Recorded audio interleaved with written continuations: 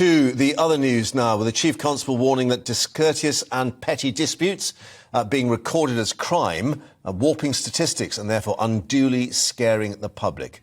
It's the Chief Constable of West Midlands Police, Sir David Thompson, who told the Times newspaper that crime was being measured in, quote, a completely mad way. Well, indeed, recorded crime hitting a high last week of 6.5 million offences for the year, with police solving the lowest proportion. But Sir David believes that figure could be distorted, with disagreements, including arguments with neighbours or people's fear of violence, being recorded as a criminal act. Well, joining us now to discuss the issues, former Detective Chief Inspector at the Met, Peter Kirkham. Peter, good to see you again. Thanks for joining us. I understand this is something that was actually imposed on the police by the Home Office.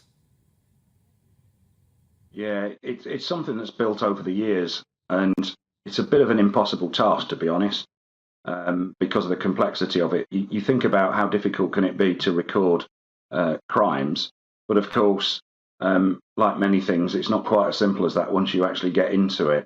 And there's now thousands of pages of guidance in the National Crime Reporting Standards.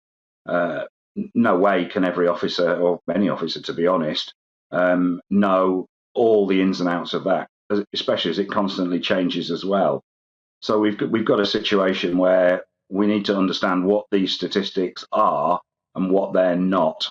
And not treat them as being some sort of absolute measure of crime. The key is to keep doing the same things the same way and compare over time, and then you're counting in the same way, and you can see things whether things are going up or down.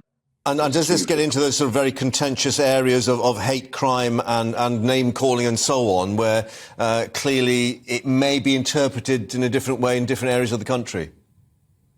Yeah, the Public Order Act offences are particularly difficult because they do stray right down to the very boundaries of ordinary behaviour, if you like, and the lowest level offence is the very first step into criminalising what you're saying or doing to somebody else. And so it's a particularly difficult area, but it's across the piece.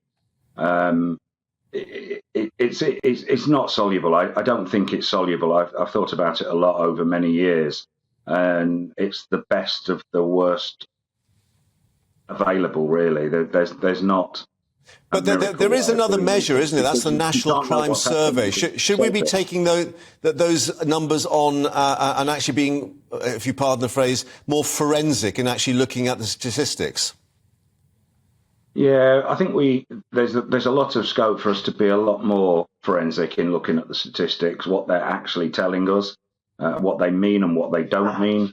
And I think those things could be developed and would make the interpretation of the statistics easier and more accurate, more precise. But what we don't want to do is invent any more for the patrol officers to do on putting information into the system. It already takes far too long for minor crimes, and it's disproportionate the amount of time that's spent on recording crime as opposed to investigating and dealing with it. And all the paperwork associated with it. I mean, and obviously we've been talking about the protests with the Just Stop Oil and so on, and the amount that it actually takes to go through, not just in recording it, but then sort of getting through to the case of going to court if needs be. Yeah, that's where the complexity arises, because you have a situation, I mean, what we're watching at the moment, that's clear. You know, you get called to that whether someone's doing it or not, and it's criminal damage, and that's pretty straightforward. But is a broken window a criminal damage, or is it an attempted burglary? You don't know, because you haven't got you weren't there at the time, and you haven't got the person that was doing it to ask. And so you need to make a sort of, based on the balance of probabilities for what's happened. And then, of course, at the other end of the scale, once you get to charges, they've got to be provable in a court of criminal law. And so we've got one set of stats that we're trying to do two things with. I think that would be a good way of breaking it down to start with, to see if that works. Separating out, these are the reported crimes, and here's what's been substantiated by further investigation. Yeah.